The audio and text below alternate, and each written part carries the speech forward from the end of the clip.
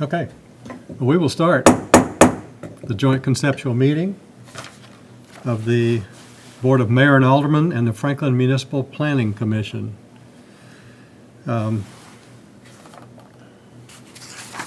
Start off, item number 1 is consideration of Resolution 2021-49, a resolution declaring that the Franklin Municipal Planning Commission and the Board of Mayor and Aldermen shall meet on March 25th, 2021 and conduct its essential business by electronic means rather than being required to gather a quorum of the members physically present in the same location because it is necessary to protect the health, safety, and welfare of Tennesseans in light of the COVID-19 outbreak. Is there anyone from the public who wishes to speak on this item? No public comment. So I need a motion, and if you'll identify yourself as you make a motion. Thank you, Mayor. Alma McLemore seconds. Thank you, Alma.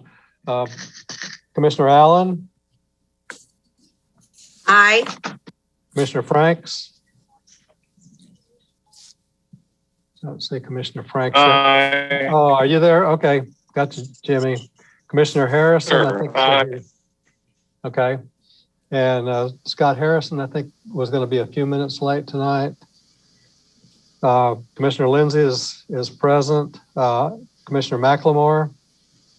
Aye. Commissioner Mann? Aye.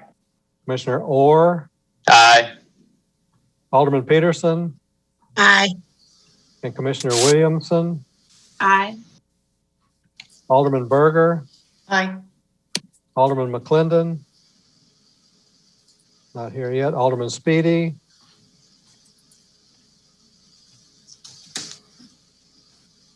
Alderman Martin? Alderman Barnhill? Alderman Blanton? Alderman Shore? Here. Thank you. And Mayor Moore? Absolutely. Absolutely. Okay, so the announcement for limited public access. The Board of Mayor and Aldermen and Franklin Municipal Planning Commission joint workshop will limit physical access in the meeting room due to current limitations on public gatherings to prevent further spread of COVID-19 and to protect the health, safety, and welfare of the City of Franklin officials, staff, and citizens. The purpose of this meeting will be to conduct a project review workshop. No decisions on applications will be made at this meeting, and pursuant to the bylaws, this meeting does not provide for public comment. Therefore, viewing only options will be provided. Accommodations have been made to ensure that the public is able to view the meeting. The public may view the meeting in the following ways: watch the meeting on Franklin TV or the City of Franklin website, watch the live stream through the City of Franklin Facebook and YouTube accounts, and then limited viewing will also be available in the lobby of City Hall for up to 10 persons to watch the live video. Masks are required in City Hall. Item number 2 is a discussion of a development plan proposing 510 single-family duplex and multiplex units on 244 acres located south of Goose Creek Bypass and west of Lewisburg Pike. So we got applicant. Does the applicant have a presentation ready for that? Yes, hi, this is Greg Gamble, and joined on the call tonight with Chad Gore with Ford Classic Homes, and we're prepared to present. Okay, thank you, Greg. Let's proceed on. Thank you. Southvale is the name of the new PUD subdivision. Southvale is shown here in green along Lewisburg Pike. This portion on the west side of Lewisburg Pike was submitted to you previously in 2019 as a part of the Southbrook PUD. We ultimately withdrew the entirety of the Southbrook PUD and submitted only the portions on the east side, north and south of Stream Valley's entrance. Today, the portion of Southbrook that is on the south side of Stream Valley is currently under construction. And so we are requesting the really the kind of the second phase, the second half of Southbrook, which is on the west side, in a separate new standalone PUD.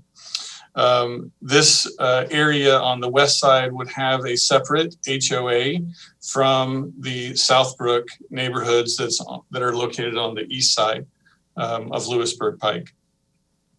We're really looking at this area along Lewisburg Pike corridor as an opportunity to provide new homes for residents who really want to be in closer proximity to where they may work at Berry Farms. Berry Farms is currently entitled for about 4.9 million square feet of non-residential. And we're estimating that as it builds out and as Berry Farms grows, that it will generate approximately 18,000 new jobs. And we're kind of excited to be a part of that story and that community and that neighborhood. Currently approved at Southbrook are the two neighborhoods as shown here on the east side. And we are proposing a development plan here on the west side. I'm going to show you in enlargements of these areas as I walk you through the master plan, but wanted to start a little bit bigger picture. We have an access alignment located here directly across from Stream Valley's main entrance. Our traffic study has shown that intersection will need a signalized, will have a signalization and will be a signalized intersection. Back several years ago, the state of Tennessee and the city of Franklin Engineering Department specifically located access points along Lewisburg Pike so that they had appropriate separations for an arterial road. So you can see that these are measured, these are fixed, but they also align with existing roadways that are either already constructed or under construction at the Bushnell PUD, the Southbrook's main entrance, Stream Valley, and then we have the Meadows at Southbrook to the north. Several questions came at our neighborhood meeting about how this development would be provided sewer. And I'd like to walk you through that briefly. There are 4 different sewer connections for the development being proposed tonight on the west side of Lewisburg. There's an area right here at the far north that will be provided sewer just to the south of Goose Creek Estates and then through Berry Farms going in this direction.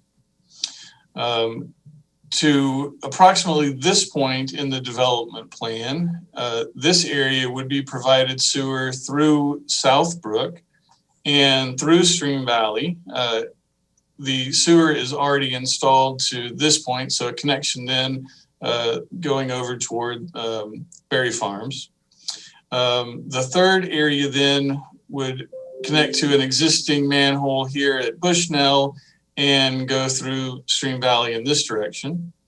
The fourth and last phase would then be required to have a future sewer line that's not yet connected that would follow a gravity line through this area connecting to Stream Valley on the east side. So we've got 4 different areas, and that starts to kind of show you the 4 different sections of development and 4 different phases of development. The first phase of development would be the portion directly across the street, and I'm going to kind of put a green dot on it, but directly across the street from the portion that's currently under construction with Southbrook, just south of Stream Valley's access point. So that would be number 1, and we're still discussing what would be 2, 3, and 4, but by the time this is at the Planning Commission for discussion and vote, we'll have those determined. There are a total of 510 homes being proposed on this plan. There is a mixture of home lot sizes from 2-acre lots to duplexes and big houses. There are a total of 192 single-family homes. We have 17 duplexes and then 74 big house buildings.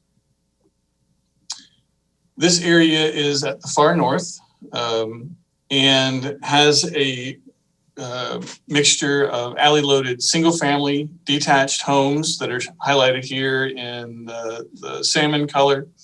And then a mixture of duplexes and big houses here shown in tan. We have big houses that are fronting onto Lewisburg Pike here in this location. Green's probably not the best color. I'll switch to blue. Fronting onto Lewisburg Pike here so that you're seeing the front doors, you're seeing the front. All along Lewisburg Pike, we have right-of-way dedication, and this is the new right-of-way line here. The interior line that you're seeing here is the existing right-of-way of Lewisburg Pike, so there's additional dedication. And then from the new right-of-way line, we have an 80-foot building setback for the scenic corridor. So where you're seeing the dashed lines here for the duplex and the big houses, those are set back 80 feet and sometimes 100 feet. We want variation in the front setback line of those buildings so that they're not all soldiered down Lewisburg Pike. Historically, homes would not have all been built on a build-to line, all in a single file. So we want to kind of replicate that historic pattern of varying where that front setback would go along Lewisburg. In addition to that, we have 30-foot building separation for the buildings that are on Lewisburg Pike. We really believe that there needs to be a greater distance, greater separation between those buildings. One, because of the size and the scale of Lewisburg, the speed at which cars are traveling, but it just feels more appropriate to have a greater building separation there. You'll also notice that we have only small clusters of homes and then large expanses of open space as you go down Lewisburg Pike. When we look here to the next section, this is just to the south. The area we were just looking at is actually up here. So I've rotated the screen. Lewisburg Pike is now on the bottom of the page.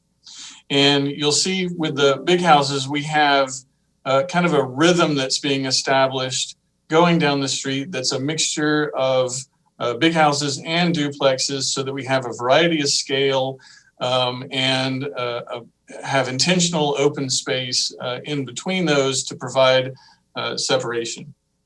Now, on this portion of the plan, we have a mixture of alley-loaded single-family detached homes that range in size from 55 and 60-foot wide lot down to just a handful of homes that are on lots that are 34-foot wide.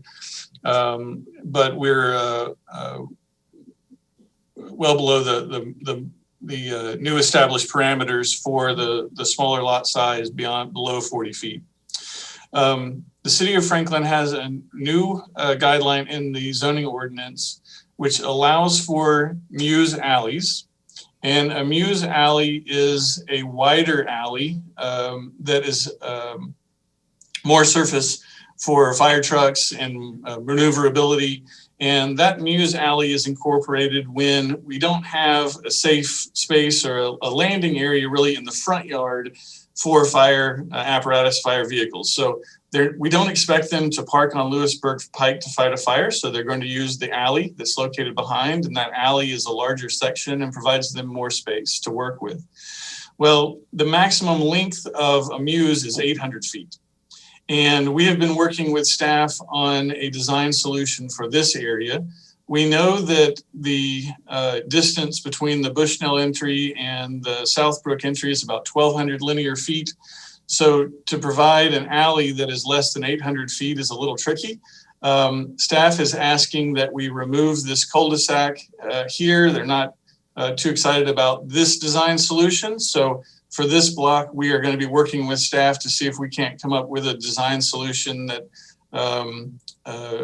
really kind of meets the goals of what we're trying to achieve from providing safety, but also providing the right look and design, not only along Lewisburg Pike, but within the neighborhood itself. in Area C, now I've turned it again. So north is going up this direction. We have, again, a mixture of alley-loaded single-family homes. We have big houses that are fronting onto Lewisburg Pike, still using our open space to break up the architecture, keeping smaller clusters of homes along Lewisburg. Here you're seeing an example of where we have 2-acre lots. Those 2-acre lots are planned with building envelopes that are outside of those areas that are 14% slope, but still provide opportunity for homes. So to talk a little bit about the architecture, single family homes, Ford Classic is currently building the single family homes that are in Berry Farms, and those same homes with grand front porches, generous front porches, well landscaped front yards will be incorporated here in Southvale, but also in Southbrook. This is an example of a big house. The big house here, this is a 3-unit big house designed to look like one home. However, these are 2 stories, so we'll have sorry, my line's messed up. We have 1, 2, and 3 homes that are all planned as multifamily for sale in these big houses, but they're designed really to emulate and feel like one house, one estate home. This is the imagery of what it would look like as you're driving down Lewisburg Pike. So we have the 80 feet of building setback, front yard, and then you can see the staggering of those front elevations where they're not in a straight line, they're not all lined up together. Some need to sit back a little bit further than others, and some can be pulled forward. Here's an example of a 3-unit big house here, 2-unit duplex, again, a 3-unit then on this side. Southbrook is responsible for road improvements at Goose Creek and Lewisburg Pike. They will be adding all of the additional lanes that you see here in green. This intersection, I believe, was shown on the Berry Farms traffic study at a level of service E in 30 years after these improvements are made. But these improvements still should satisfy the additional growth of Southvale as well. So with that, Commissioner Lindsay, I'll hand that back to you, and we're happy to answer any questions that you may have. Would it be helpful for me to leave the slideshow up so that you can refer to the slides for questions? Certainly. Okay, thank you, Greg.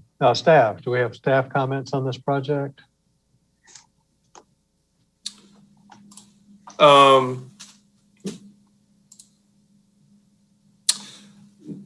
No, I think Greg pretty much covered it. I did want to kind of just touch on the lot size variations for the single family. They are offering lot sizes less than 40 feet in accordance with the revisions that were made. This was it last year, or the year before. About 15% of homes can be less than 40 feet as long as they're dispersed throughout the subdivision.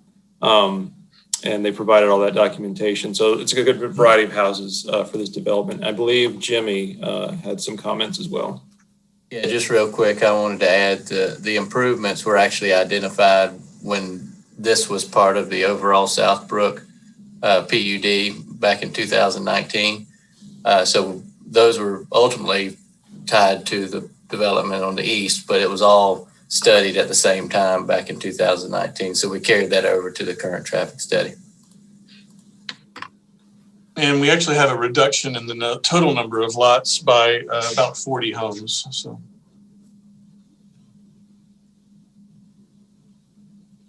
Okay. Sorry, Commissioner Lindsay, I did forget to mention as I'm sitting here staring at this large green open space area, this is a 124 acre open space area that we have on the land today. This is the HHO line here that's shown dashed. So everything that you're seeing within that HHO area is undevelopable land. So this is set for conservation.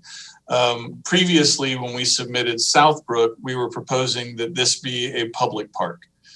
Today, our proposal is to pay fee in lieu of for the parkland dedication fee and to retain that open space area as a private park within the subdivision. There were a lot of questions with Southbrook about parking and how the community at large accesses it and you know, how we build a park there that really felt like City of Franklin Park. We felt like that was a challenge as well. And so we're making this just private for the South Vale, Southbrook residents. In addition, we have to the south here a requirement to provide a collector road. This collector road ultimately would work its way over to Macklemore Drive, and then from Macklemore to the intersection where Goose Creek and Columbia Pike come together. So this is just the first leg of that future collector road, but we're incorporating that into the master plan as well. Okay, thank you, Greg. Mr. Chair, if I might. Yes, Kelly, I just please. want to bring up these numbers in light of the discussion that we're going to have at next. When we look at the number of buildings, just so that it's clear for everyone, when we look at the number of buildings, single family has 192 and duplex and multiplex have 91 total. So there's a majority of the buildings that are single family. When we look at the number of dwelling units, and this is just for your information purposes only, there's 192 single family dwellings, 34 duplexes, and 284 multiplexes. So single family is 37% of the overall dwelling units for this development. Okay, and Kelly, the multiplex, the number you talked about, is that the total number of units within the multiplex buildings?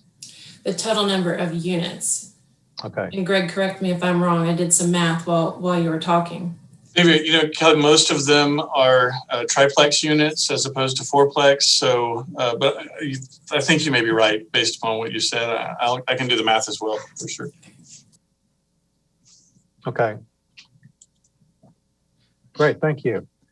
Okay, so we'll go through our roll call for comments. Commissioner Allen. I'd already done the math. She's absolutely right.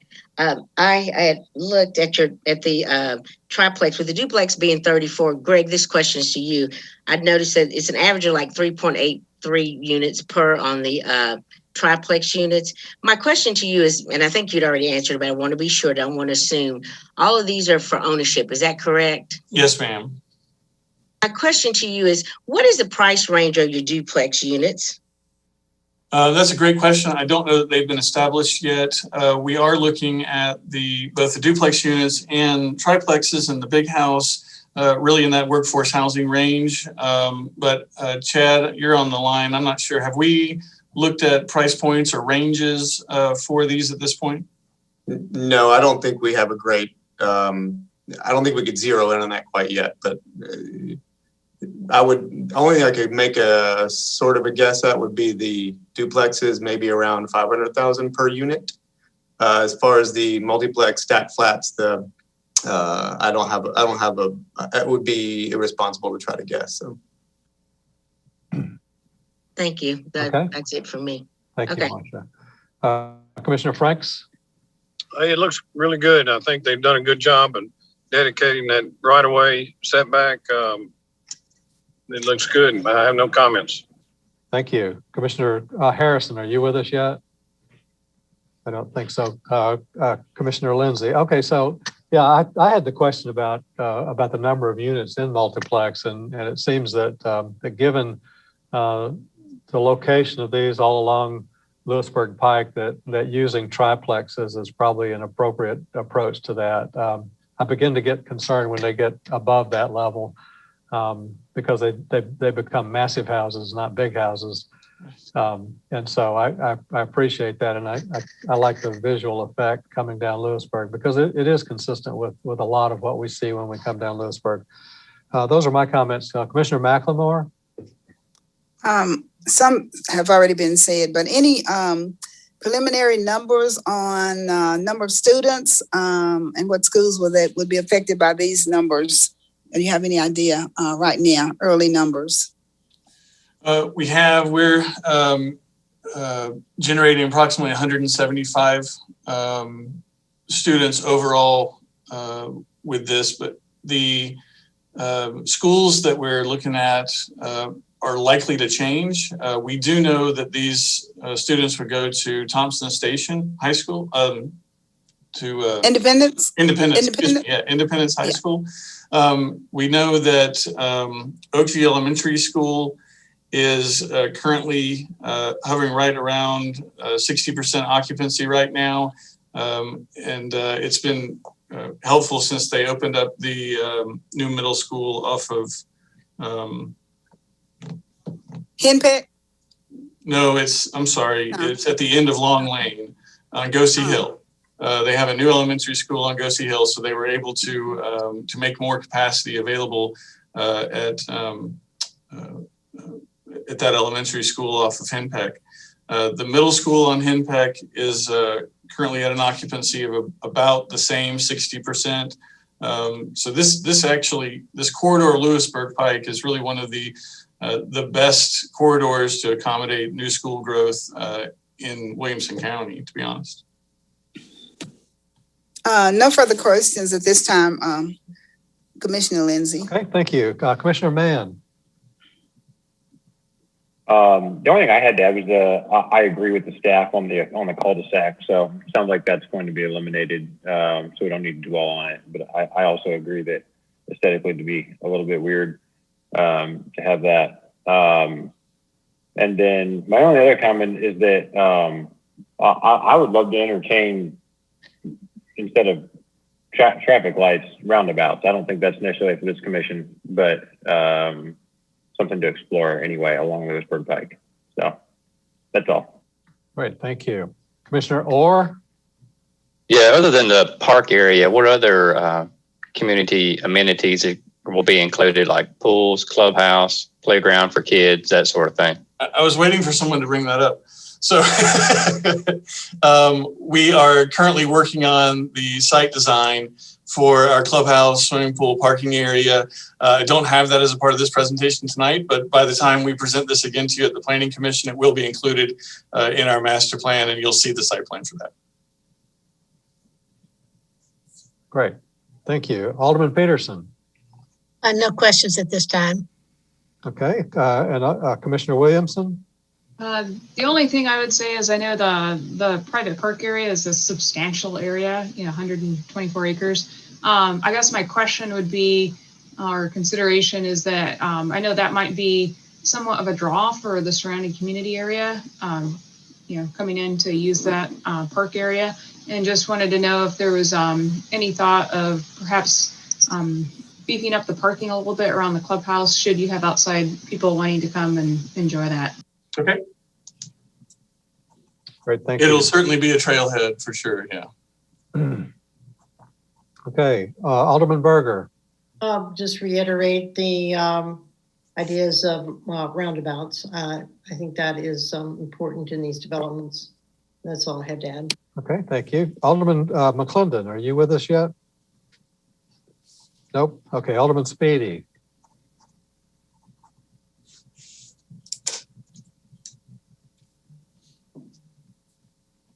Nope. Alderman Martin. Yes. Yes. My question is, with the approval of this western portion of South Brook, will this be the total development with the eastern portion that's under construction now? In other words, is this it? This is all that I'm aware of. I mean, you're not going to come back with another section later. This is the total of what you presented on the front end. This this hill, this is the total of what we presented on the front end. Yes. There is kind of a hill range through here. Everything that is on the east side of that blue line would have gravity sewer that could make its way through Stream Valley, through Berry Farms. Anything that is on the west side would have gravity that would flow toward Goose Creek going the other direction where there is no sewer. There is no sewer to the west. So this blue line through here pretty much establishes the line of development going toward the west. Okay, now I didn't ask you for all that. I Oh, just sorry. want to know if this is it. This is all that I'm aware of, and this is all that we are submitting, but I can't say that someone may not come in and want to do something else, you know, in the future. Okay, thank you. Yes, ma'am. Okay, Alderman Barnhill. Alderman Blanton. Alderman Shore. Yeah, I've got one. I had to step out, Greg, and I apologize if you have to duplicate this, but I heard Jimmy mention that. Did you provide for right of way for widening Lewisburg Pike when and if that came? You did. We did, and this this slide right here kind of illustrates that. This is the existing right of way of Lewisburg Pike. This is the future right of way of Lewisburg Pike, and then we have an additional 80-foot scenic corridor buffer for all buildings along Lewisburg. Okay. So, And the only other comment I would make is everybody needs to realize that's a state highway, and cul-de-sacs are not likely to happen. you mean roundabouts, right? I mean, Roundabouts, yeah. Not likely to happen. Well stated, Alderman Shore. I'm sorry. I know a little bit about how the state feels about roundabouts. Okay. Yeah, thanks for clarifying that. I didn't realize that, but now that you say that, I agree. Okay. Thanks for shooting that down before it caught fire. Yeah, I'm good at that. That's one of my best things. Okay, Mayor Moore. Well, Alderman Shore took away my thunder because I knew that was a state route and I knew that might be an issue. Sorry, Mayor. That's what happens when you go last. And I didn't even get to vote for you. Okay. Will always be a mystery, won't it, gentlemen? There you go. So, and I don't have any additional comments. I like a lot of what you're showing, Greg. Yeah. Okay, are there any final comments on this before we move along? Well, thank you all for your time tonight. I appreciate it. Thank you, Greg. Okay, the next item number 3, is discussion of guidance of multifamily residential and upcoming planning initiatives. So, Thank you, Mr. Chair. Let me pull up a PowerPoint presentation, so just give me a moment. okay.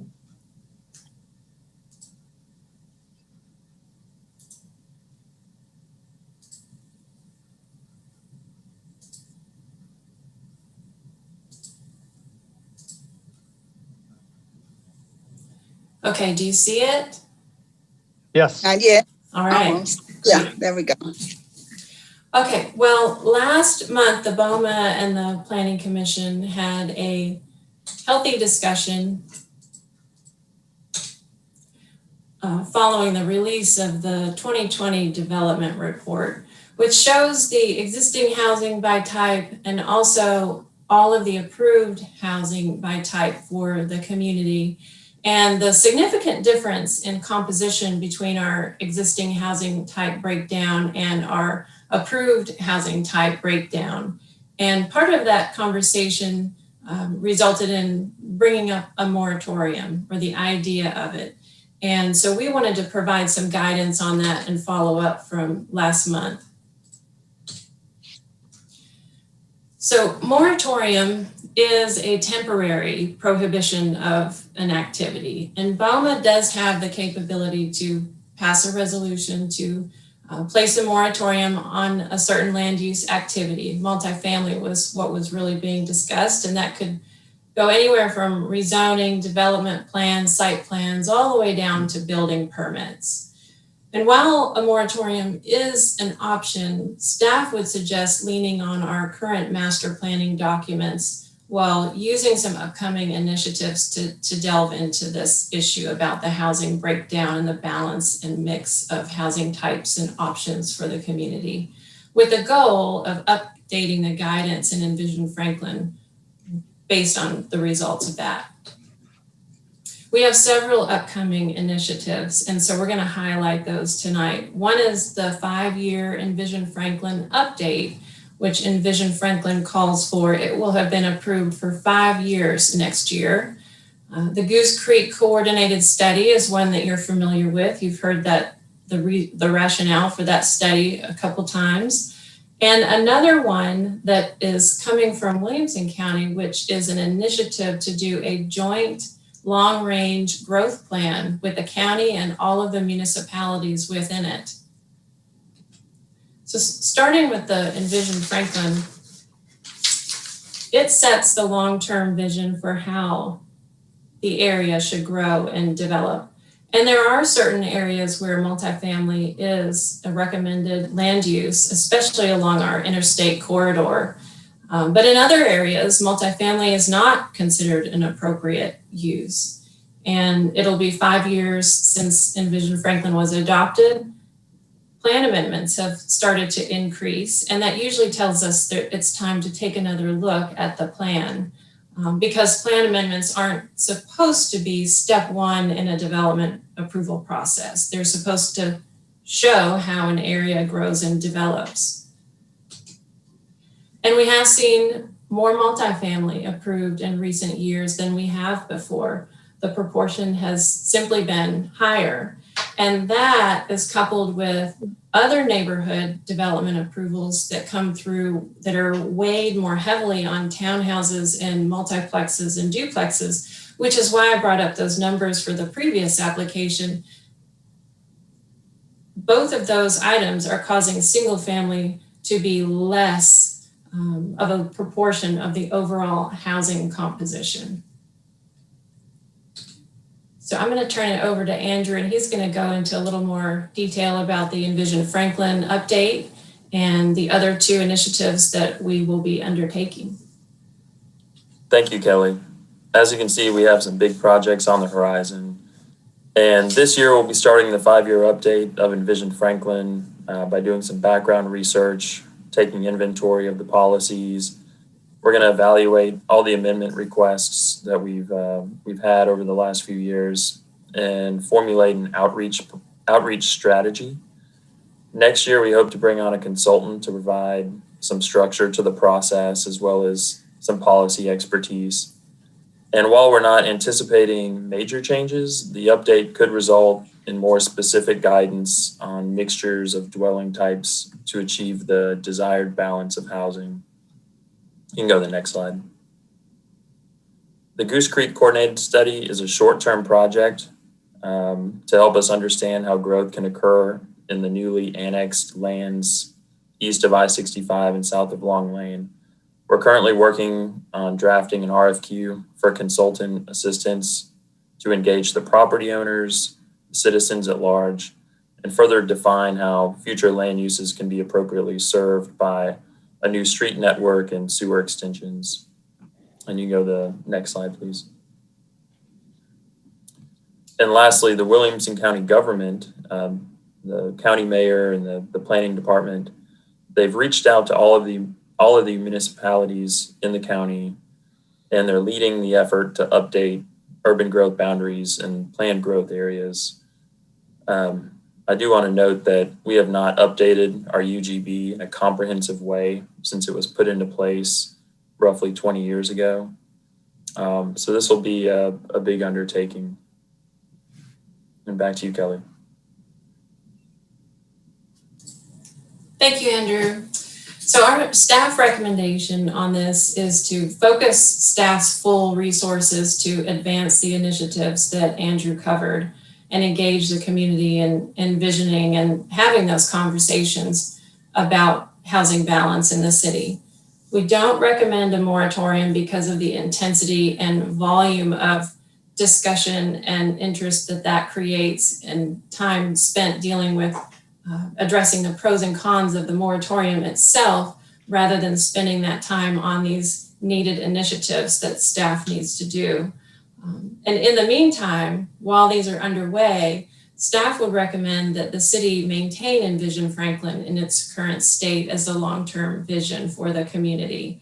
And we also recommend that to the extent possible, BOMA and Planning Commission avoid entertaining amendments to any of the city master planning documents and rezoning applications that contain multifamily residential while we do this important work. So that's what we wanted to share following the discussion last month, and open it up for any comments that anyone might have. Great, thank you, Kelly and Andrew. I'm going to just change the order just a little bit here. Alderman Berger has been involved in discussions about this for some time, and she wanted to lead with some comments to kind of set the stage going forward. So Alderman Berger. Yes, thank you, Roger. I appreciate it very much. Yeah, I've been talking about this for like 2 years, and let me see, I just got something going on here. Sorry about that. Been talking about this for about 2 years, and I've met with planning. I've been meeting with Shauna and admin a little bit on this. I'd say probably January 2020 to probably September 2020, not a whole lot went on, and I didn't really do a lot of talking to them, but went back to Shauna, went back to planning to talk about this. So really, I've asked that that discussion come to our joint workshop last month and this month as well. First of all, let me just say, you'll never hear, and you probably never heard the words moratorium. You would not hear the words moratorium from me because I do not support moratoriums. I just think they're not good. There are other ways to deal with issues and problems that we have. So I would have to, I talked to Shauna extensively on this as well, because I want to make sure anything we do is legal as we work through with planning on this presentation that Kelly just gave and Andrew just gave. And I think it's not wise for us to wait when we talk about multifamily and rentals. I don't think it's really wise for us to wait until we get to 2022. There's too much that can be going on and happening. So what I'd like to entertain, and I think this is probably the direction to go if we really want to address this now with a lot of things coming on board. Number one, I would suggest that we, probably BOMA, adopt a resolution that lays out, number one, what we plan to do in relationship to the apartments and to rentals. And that would be that we request that the planning department do some research and send us a plan. And in that we have the input with planning on that. Number two, that resolution will have to state how long that plan would take. And I think it has to be between 6 and 9 months, because during that time, we would just put a halt for a deferral, actually just a deferral. Anything that's in the pipeline is already approved, it's approved, it's happening. But anything that comes to us between the time we put a resolution together and enact that resolution till the time that planning can get done with that study, 6 to 9 months, anything that comes to us needs to be deferred because we really need a plan. And in that, I think BOMA and Franklin Planning Commission individuals need to talk with planning and submit our requests to them, submit our ideas, or if you prefer, you could have another joint meeting just to discuss it as a group. But that also puts that whole thing off to another month, which I don't think is a good idea. So I would just like to see planning commissioners and aldermen give their input to the planning department as they draw up a plan so that we would write this resolution, but it has to be spelled out exactly what we're doing. We have to have a timeline, and then planning would bring us back something we can work with our input and something we can work with to put a really good plan together. That there's just a number of things that people have been bringing up. I'm speaking to the people in the community. I've been speaking with developers, and a lot of times I hear in the community, people don't want to see any more standalone apartment buildings. There are a lot of people who don't want to see any more rentals, but I can't support that. I think rentals do belong in the city. I think there are different places for them, but these large standalone apartment buildings, I think they need to be a thing of the past. I think we need to incorporate mixed use buildings into mixed use places as well. And so there's a lot of discussion to be had here. And I just say, I'll bring it to a close by saying that I really think that we need a resolution to go forward to say exactly what we're going to do during this next 6 to 9 months, just so we can actually get a plan together and present something where we can all vote on it. But during that time, we have to have it. We have to have a time limit. We have to spell out what we're doing so that we can be very clear and very transparent. Okay, great. Thank you, Alderman Berger. Commissioner Allen.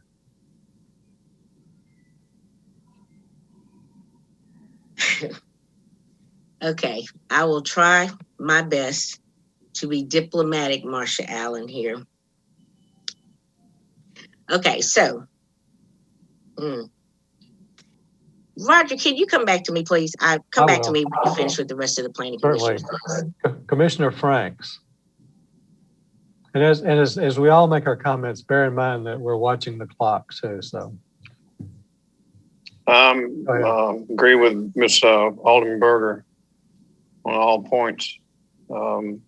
We definitely need to huddle up and try to figure out what's best interest of Franklin. Staff's done a great job trying to figure out how to moderate the growth, how to increase the boundaries over the infrastructure, all the things that it takes to build a quality community, a very fine community that we're all very proud of. So certainly will help in all I can to do to see that we continue the best that Franklin has to offer. But I like the comments from Alderman Berger. Great. Thank you, Jimmy. Commissioner Harrison, I see you've joined us. Would you have comments? Yes, I appreciate the work staff's put into this, as well as the comments by Alderman Berger. And I would agree that we probably need to not make a rash decision on this, but as Jimmy said, huddle back up and carry further decisions to do what's right for the city of Franklin. Great, thank you. Then my comments, I guess it was just kind of apparent several months ago when we saw a new proposed project out on east of on Goose Creek and Long Lane, and all of a sudden it was like, wow, the time is of the essence here. There was a fairly sizable new development with a large mix of different kinds of dwelling units, and it was apparent that we really had no concept of how we wanted to manage what goes into this whole area. So this is very timely, and I think the big message perhaps from Alderman Berger is the timing of the whole process, and so those are my thoughts on that. Commissioner McLemore, you're on mute.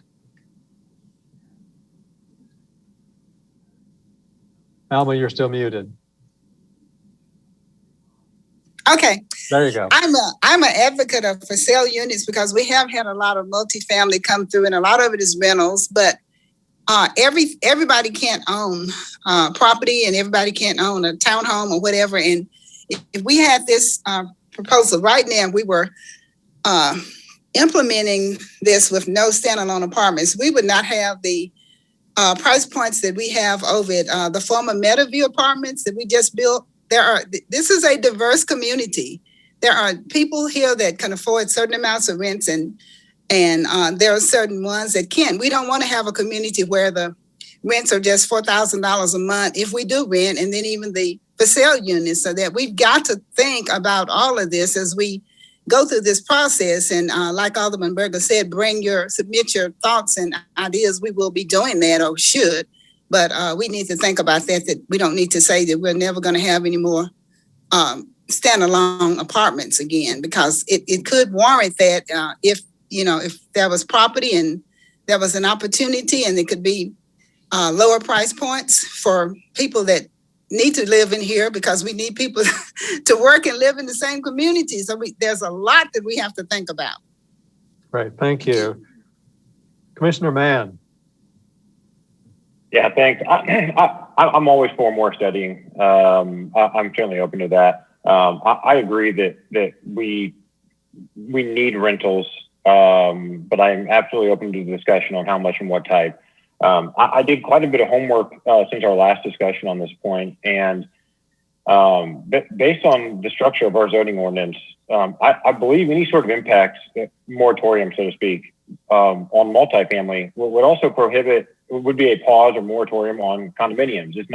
It's a type of building, not the ability to rent or sell.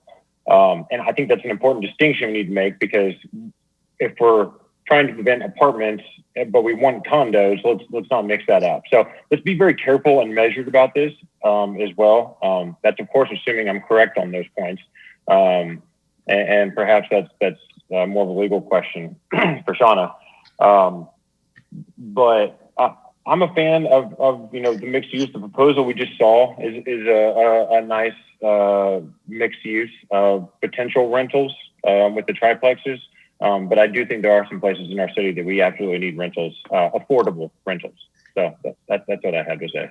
Great, thank you. Commissioner Orr. Yeah, we're in the process of being dominated by rentals, so I'm looking forward to the discussion of how to get the grips on that, and hopefully that discussion will be in person. Great, thank you. Alderman Peterson. Well, just to go back a very, very, very long way, when probably nobody else was on the planning commission. We at one point had a little policy that because there were 80% single family, that we wanted to kind of keep that forever, But what happened was then somebody would bring something up, and everybody on the planning commission that said, oh, our policy is 80% single family, then would say, well, maybe this is okay, And so it just kind of was very gradual, but now it's become definitely not gradual, but a great change. I can remember we had more percentage of apartments than Murfreesboro did, and they had the college there with them. So, but there's a lot to this. A great deal that's already been said about a mix of not just types, but opportunities. I think it would be a good idea to look to see how many were, we were just talking about duplexes, multiplexes when they were small, as opposed to the standalone, large, very large number of units in a particular building. But also keep in mind, it's going to be more complex than just saying we'll do one thing. Great, thank you. I'm ready, Commissioner Lindsay. Are you, Commissioner Allen, would you like to proceed then? Yes, I would. Thank Okay, you. thank you. One of the joys of being an unelected official, you can talk a little more freely. Perhaps I was not clear last month. I will be clear. I proposed research from our legal department on a temporary moratorium, which a moratorium is temporary, and get out the thesaurus and look up everywhere for moratorium. But I feel like I'm kind of in a twilight zone, but I feel like everybody just agreed to just what I proposed. One of the things that I also said was the exact same thing that I think Alderman Berger just said was, we set some boundaries with Envision Franklin. How about we stick with them for a while we have a retreat or whatever, the meeting, and kind of go back over what we agreed upon or what we were talking about as far as our desire, or at least what we were looking at as far as percentage for single family housing for the city of Franklin. I never proposed a permanent moratorium. Moratorium is temporary anyway. And as far as rental units, I am a landlord myself. And some of the flack that I got being a non-elected official, even when I was an alderman, could care less. I pretty much say what I mean. And I would like to say that some people are conflating multifamily housing with affordable housing, which is one of the reasons why I asked about how much these units would cost. But anyway, long story short, I would say this. I feel like that we do need to set some boundaries, stick to them while we do get a handle on what's going on. So call it a moratorium, we're going to set a 9-month period on which we don't make any changes or whatever. But I did mean what I said, okay? And I'm not at all saying we don't need affordable homes or we don't need rental homes. I am a landlord myself, so I just want to be clear on that, and I'll hush now. Thank you, Commissioner Allen. Commissioner Williamson. Yeah, I'd just like to say, I noticed on the staff presentation, there was just a couple of joint efforts of studies that were going to happen, and say I'm very interested to see what comes out of those, especially working with the county on that. I think that's a great idea. And then also, you know, a lot of this is kind of looking into studies to see what comes out of it, and also taking a look at Envision Franklin. Because I do see a lot of stuff coming across our desk that, you know, we're allowing exceptions. And so is it a question of, well, do we need to kind of stick to the guns on Envision Franklin more? Or, you know, is there, you know, after kind of 5 years of being used, is there certain areas that, you know, maybe reflected different trends or, you know, but I think with all of that, with all of this, it's a lot of study to understand, you know, the implications that are going to happen as far as like long-term consequences. If we are changing percentages, maybe it's going in a direction right now that we don't want to see it keep going. So we can look at that. And then also how will that change the community character? Because I think that's something that Franklin's very much about, is that character. Great, thank you. Alderman McClendon, have you joined us yet? Nope. Alderman Speedy? Nope. Alderman Martin? Yes, I would like to make a few comments. First of all, I think the staff recommendations of the last two items were about the planning and also about not changing the master plan, the Envision Franklin, until we have some decision. Now, I am really concerned about all the apartments. When I drive out to Cool Springs, the ones that have been there for several years and the ones that are going up, I almost have a wreck looking at them. I've never seen so many apartments in my life. I don't know where in the world those people are coming from.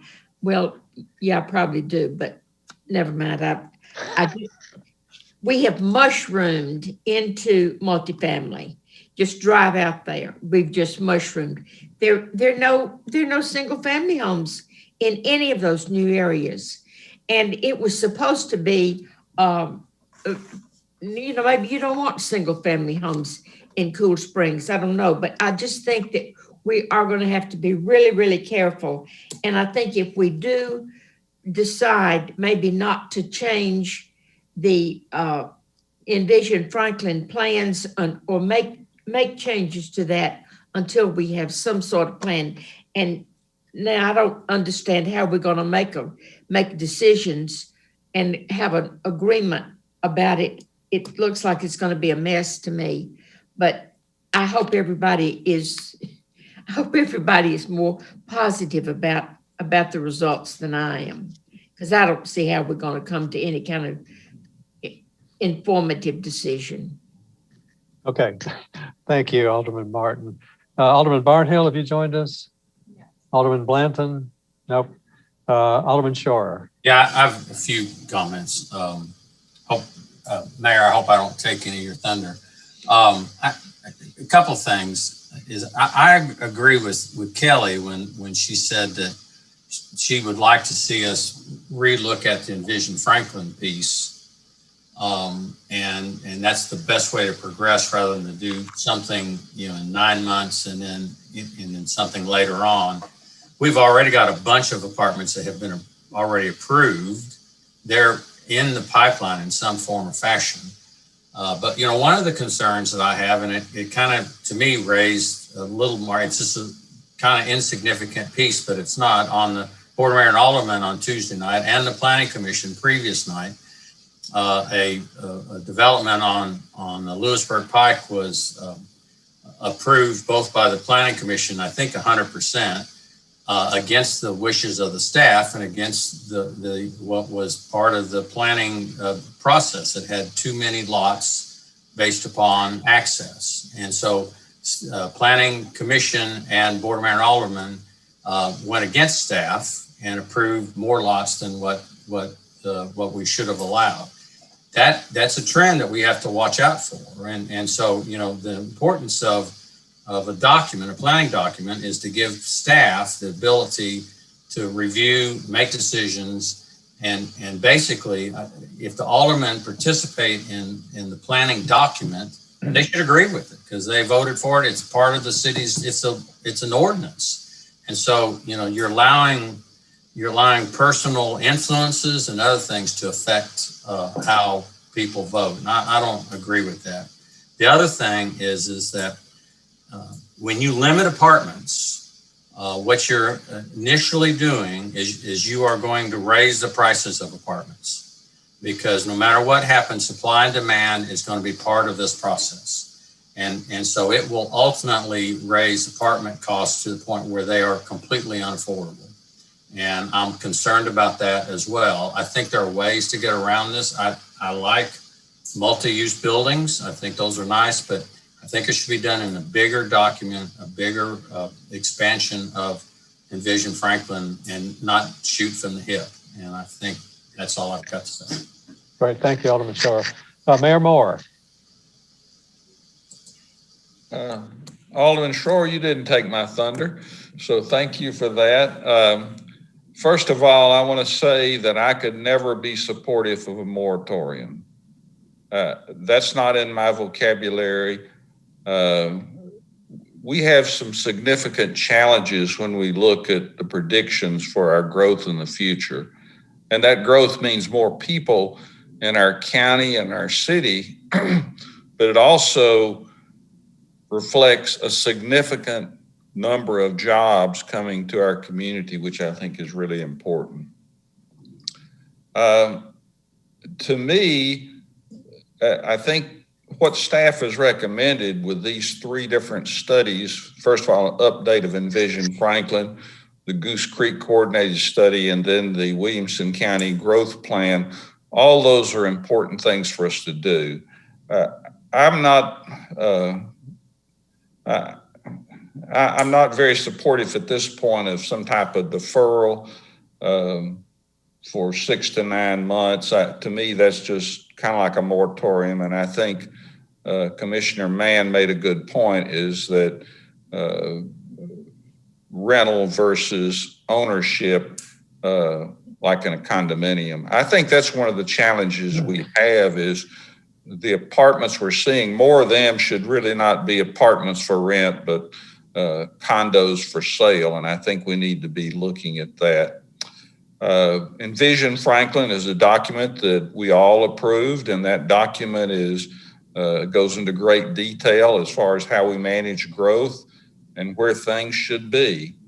I think that, you know, staff is responding to what we've approved whenever they disapprove things. And so if we are going to continue to disapprove or not support our staff, then we need to change the document to reflect what they would be, that what we want it to be. The other question I would have, and maybe this goes back to Kelly's comment, is on multifamily location. And I think her point is a good one. And, you know, I've heard that we've always talked about the concept of where the multifamily should be located. I think I would like to maybe see some kind of tabulation of where multifamily is located, and, you know, it was a bad choice. I'm very supportive of continuing to move forward on study. I'm not supportive of a knee-jerk reaction to stop doing something for a period of time. I think we have to have the documentation, the study to guide us in the proper manner. So I could keep going and going, but I think I'll stop there. Thank you, Mayor. I'd like to close up here now with some comments by Vernon Gurr, Vernon, would you proceed, please? Yes, thank you, and good evening, Aldermen and Commissioners. Very thoughtful conversation and guidance. Thank you very, very much.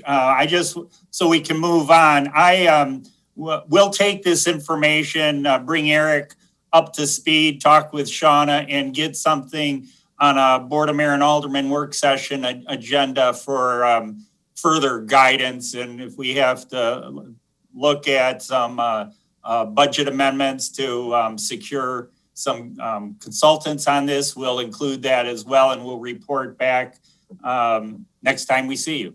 Thank you.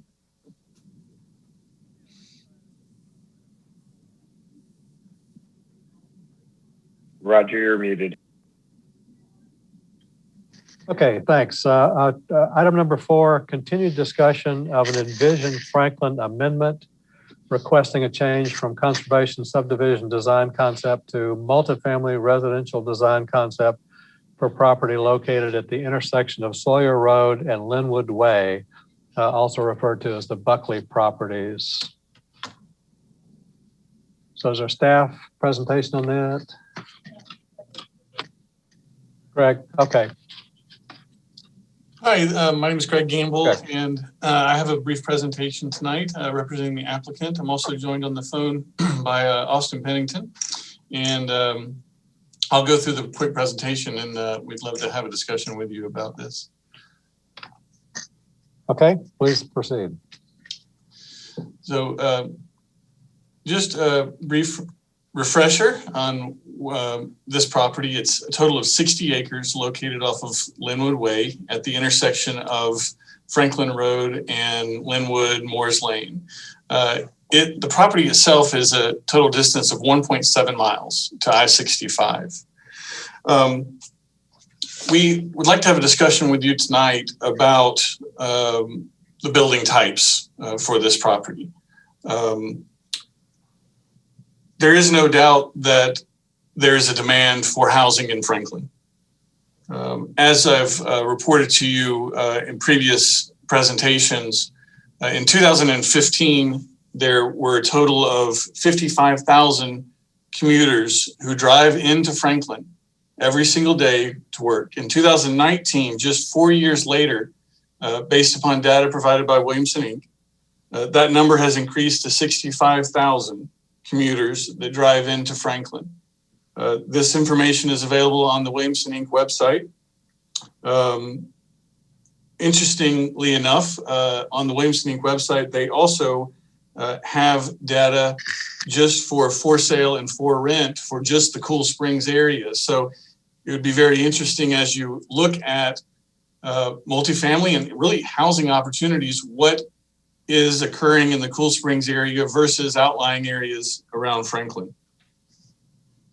Homes in Franklin, single family homes in Franklin are now pushing a median value of sales value today for new homes of around $700,000.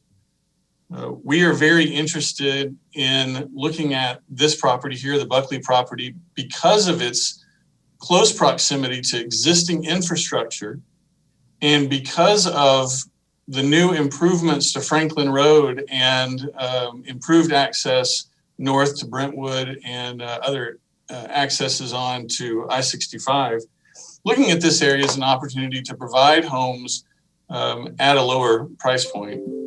The property is currently in conservation subdivision. The dark green areas that you're seeing here are conservation. The reason they're slated as conservation is because they are in the HHO, the Hilltop Hillside Overlay.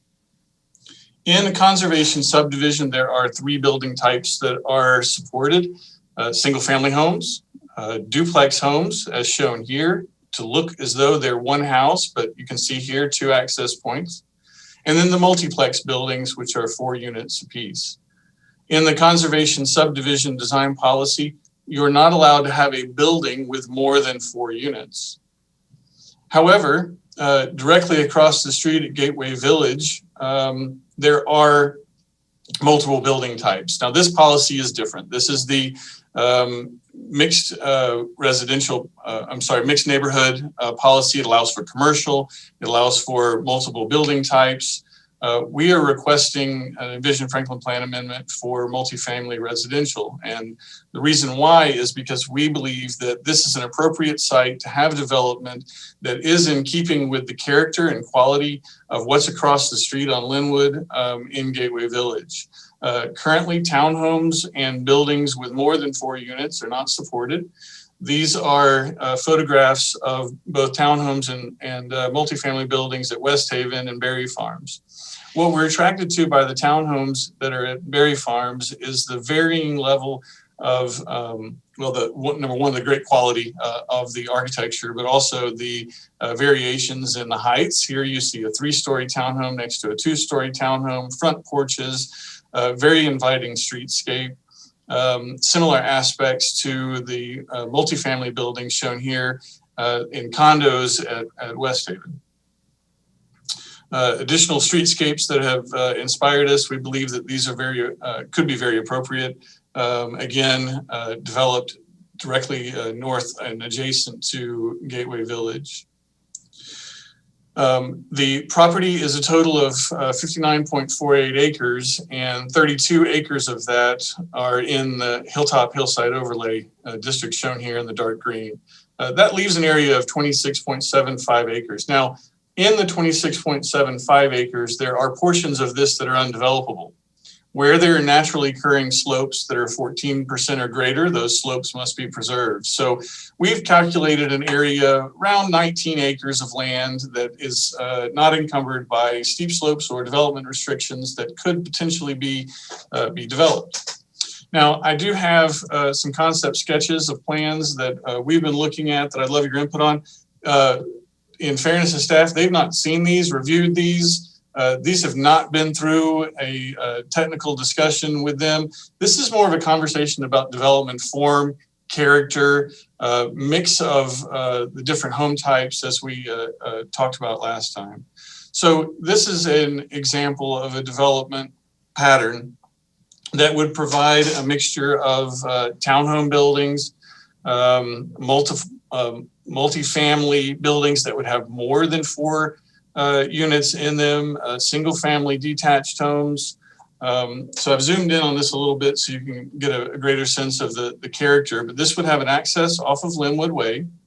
It would have open space areas that would be kind of the threshold for the development once you're here. A simple loop road back around, and then a secondary connection to Linwood that would follow the existing topography and terrain connection back up to Linwood. This plan, if I'm going to estimate the density, is probably right around 400 homes. That would be a density of about 6.5 homes per acre total, and would keep all except for about 19 acres of land in conservation and preservation and open space. So this shows a concept really that starts to create a mixture of different housing types within the developable land. In contrast to that, here is an approach where we also have a mixture of building types, whether we have multifamily buildings, duplexes, and then a larger multifamily building here. This would have a development footprint of 11.2 acres, keeping around 48 acres of preserved open space. This would have an access point then off of Linwood Way. It would have more of a Main Street feel right here, which would have architectural character, activated streetscape, on-street parking, usable open space for residents to gather. Here's a courtyard space. This kind of building form that we're looking at here might appeal to active adults, independent living for seniors. It could appeal to a condominium for sale. It could have a component of it which could be for rent. It would have an emergency access point here to Linwood Way, but again, right around probably 400 homes. And you can see here that reduced development impact and the reduced footprint. In comparison to In comparison to the footprint of Gateway Village, an approach like this would leave significant areas there in conservation, much more land area in conservation than just a conservation subdivision with single family homes, duplexes, and big houses. So this view, looking down Linwood Way with the existing tree canopy that's over on the left side would not change in either scenario. This area of the Buckley property sits down in a valley. It is not visible from Linwood Way. Linwood Way sits up much higher in elevation than even likely the rooftops of what I just showed you with the building types. So this character would not be infringed upon and would not be changed. So with that, Commissioner Lindsay, I'd like to hand it back over to you, and I can keep the slide presentation up as well for comments. Okay, great. Thank you. Are there any staff comments on this project at this point? Yes, thank you, Mr. Chairman. As Greg mentioned, the site borders rural properties in the county and low-density residential in Brentwood. We feel that introducing multifamily uses in this rural enclave would create an abrupt change in massing scale and density and not provide an adequate transition to the surrounding rural properties. When comparing this proposal against the amendment criteria established by Envision Franklin, the staff doesn't believe a change is warranted and that single family residential should remain the primary use of this. One of the major concerns is the limited access. Sawyer Road is a dead-end, unimproved county roadway, and the viability of a second access point onto Linwood Way has not been determined. Either way, the limited access does not lend itself well to high-density residential. The staff's unable to support the amendment request, but will be recommending a deferral tonight due to missing the 30-day public notice requirement. Thank you, Mr. Chairman. Thank you, Andrew. Okay, we'll go to comments. Commissioner Allen. So that the developer does not have to wonder where I stand on this. As soon as we passed Envision Franklin, and I think maybe a month or two later, we had the very first request for amendment, and I was upset, and everyone was reminding me, what's a living, breathing document? I'm going to restate my case, and I'll say it again. I will not be supporting this. You know, we've talked about this, and now here's another change request. No, I will not. And you know, I very rarely ever go against staff recommendations, so no, I will not be supporting this request for a change to Envision Franklin. Thank you. Right. Thank you, Marcia. Commissioner Franks. Yes, sir. There's just not enough information at the moment. I do feel like it's a really beautiful place to build homes there. I've seen that property before. It is very close to the Imaging Center across the street. Got a lot of density in that area. Got a lot of improvements to the roads.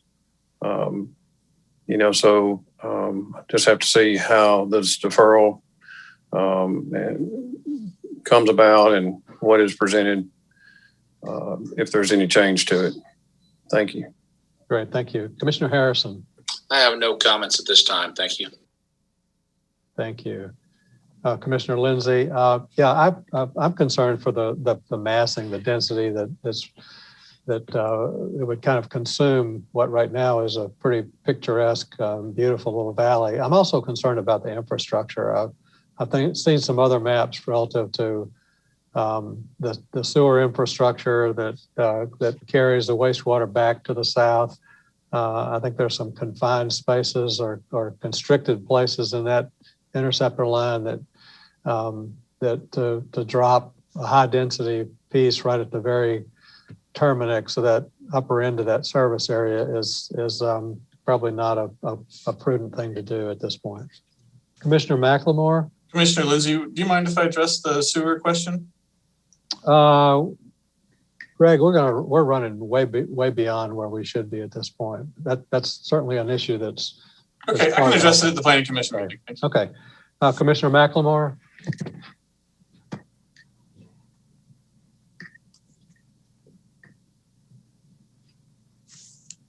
Alma, Commissioner Mann.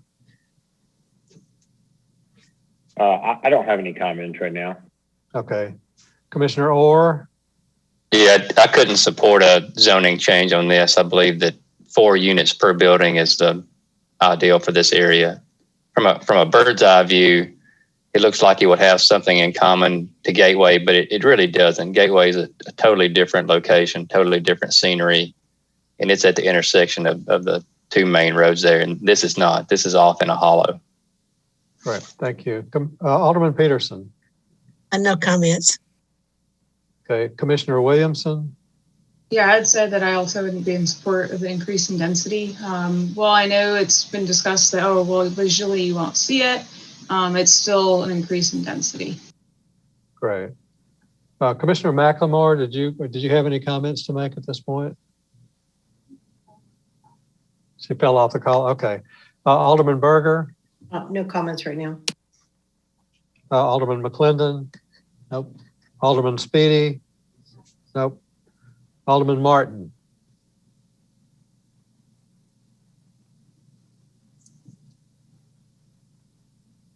Alderman Barnhill. Alderman Martin, are you there? I'm sorry, I wasn't Okay. unmuted.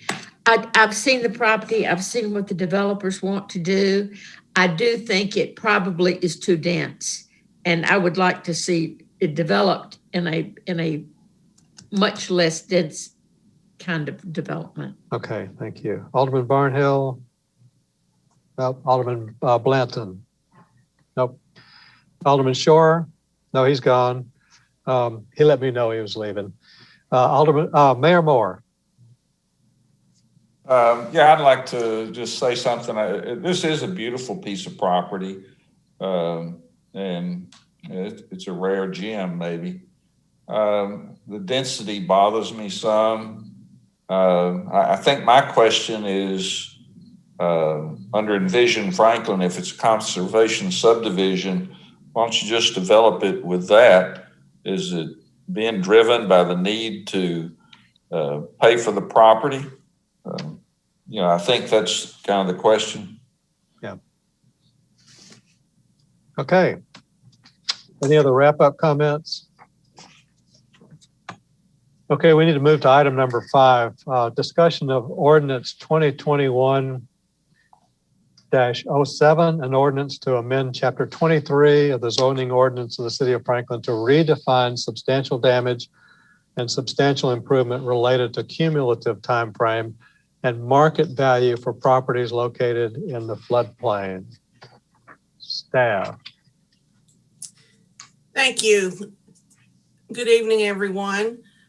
Are you able to see my screen?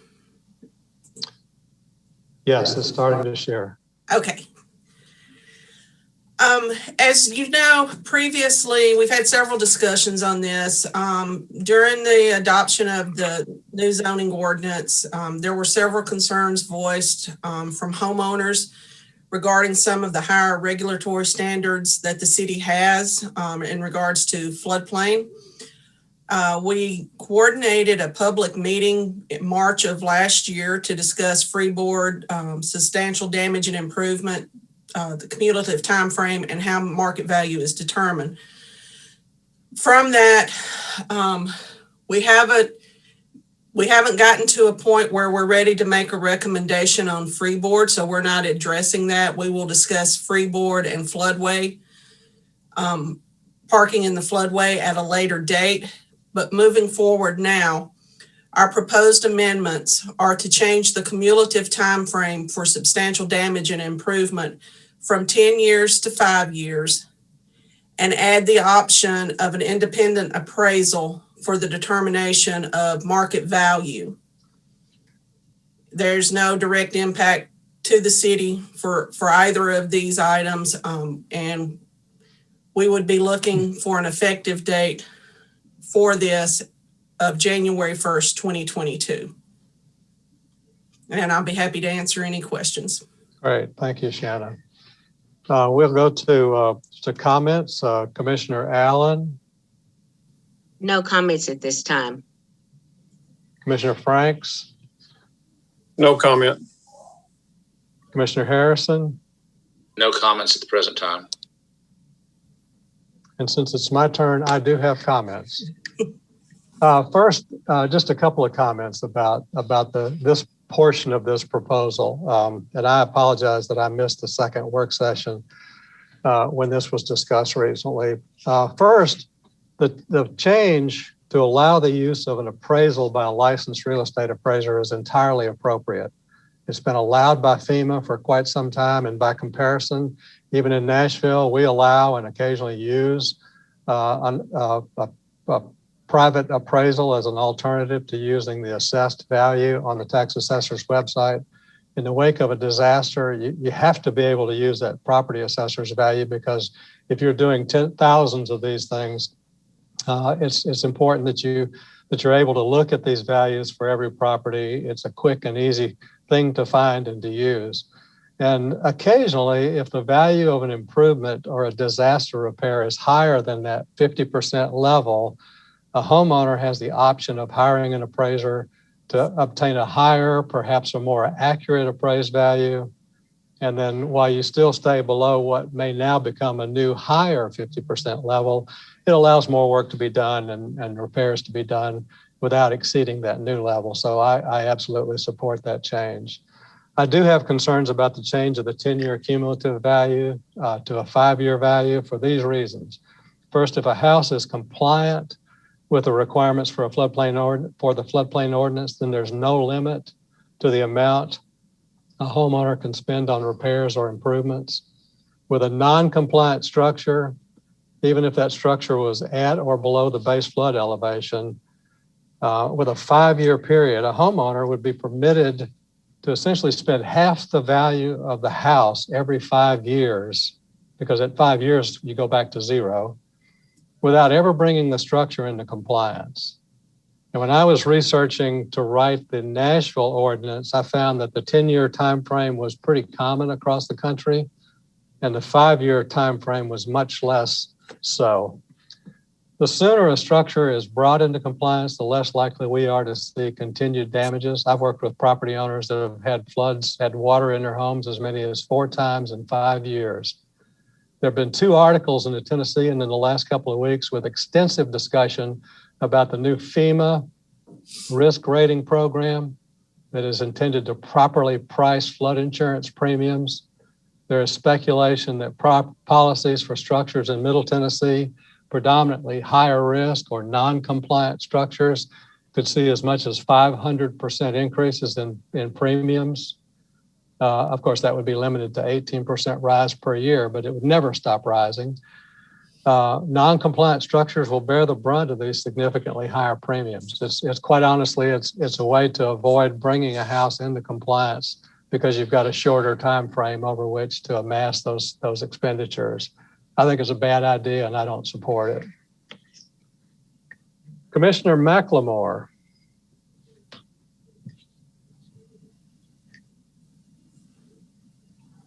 Not anymore. Okay. Commissioner Mann. I don't have any comments on this right now. Okay. Commissioner Orr. No comments. Commissioner Alderman Peterson. I appreciate your talking about the independent appraisal, which apparently is something that a lot of people do.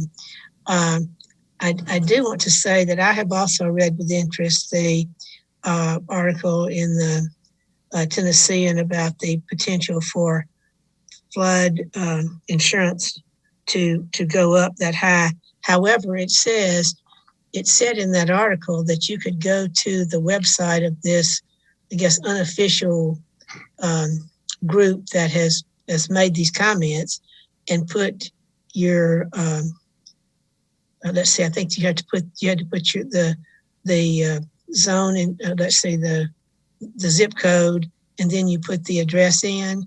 And the one that I looked at, which is over on Ewingville Drive, said slight chance of being flooded, which is, hadn't been true. So I'm somewhat surprised, and we want to learn more about the flood insurance premiums going up, because that could certainly make some more people interested in participating in what we have been trying to do with raising the homes, with the money from the Corps of Engineers. And we've been working on that for literally years. But anyway. Commissioner Williamson. Yeah, I'd just like to say that Roger's comment about the going from 10 to 5, I thought that was very interesting. And yeah, I do know that usually, if the, whether it be code or policy or zoning ordinance, that most of those are put into place for a reason. And then, yeah, if you have structures that they're spending all this money, but they're not coming back into compliance, say if they did flood again within that 5 year, that would be concerning, especially for the ramifications, as Roger was mentioning. Alderman Berger. No comments right now. Okay, Alderman McClendon, Alderman Speedy, Alderman Martin. Well, I'm not an engineer, but I have spoken with several of the people who have homes that are in this category, and what they say makes sense. So I would like for them to be able to understand more about what Rogers is saying. I know Roger knows what he's talking about, and so I appreciate your sharing that, but I would like for these homeowners that I'm talking to talk to you and try to understand each other. Thank you. Okay. Alderman Barnhill, Alderman Blanton.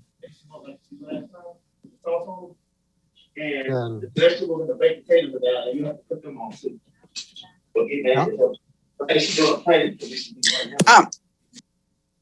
That's Alma's.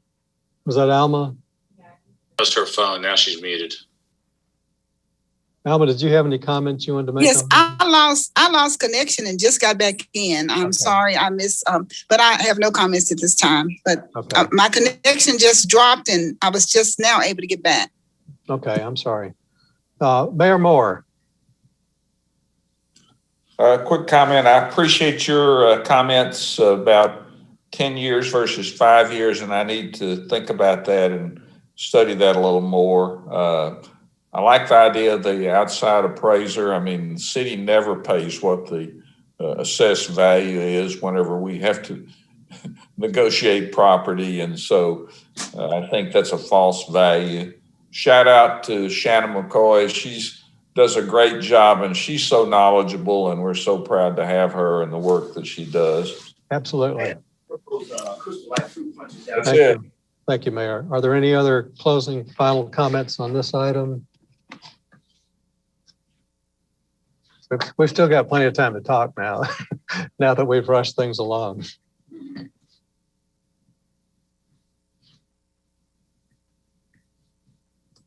Okay, I'll let me just kind of close by saying that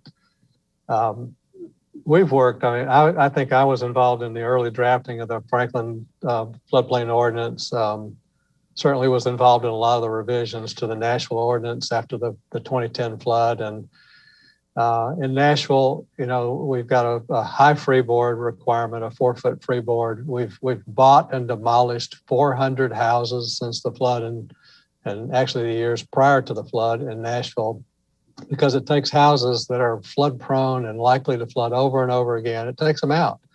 We restore parkland along rivers. And so the function of a higher standard like that is a reflection on an initiative to reduce the level of risk for loss of property, and most importantly, loss of life in the event of a severe event. And I was on a nationally broadcast website just today where we talk about the fact that every year we're seeing 10-inch rain events. We had one in Nashville in September in the Mill Creek Basin. We've had a 10-inch rain event in Nashville each year for the last 3 years. And so these are severe extreme events. And on a drainage basin the size of the Harpeth River, a significant storm event that settles on a basin and rains incessantly for hours is going to cause homes to flood. The use of a higher standard, a freeboard like that is something that's being adopted all over this country. I have people call me routinely asking about how Nashville was able to get a 4-foot freeboard established. And and I understand certain residents have certain challenges associated with meeting those standards if they've bought a house that's non-compliant. But it's a critical component of providing a higher level of protection. But most important too is going forward, every house that's built in the floodplain needs to be built to that higher standard. If we drop back and start allowing houses to be built at a foot above or even base flood elevation, that is a horrendous error to make and a great disservice to do to new homeowners to buy a house that's been.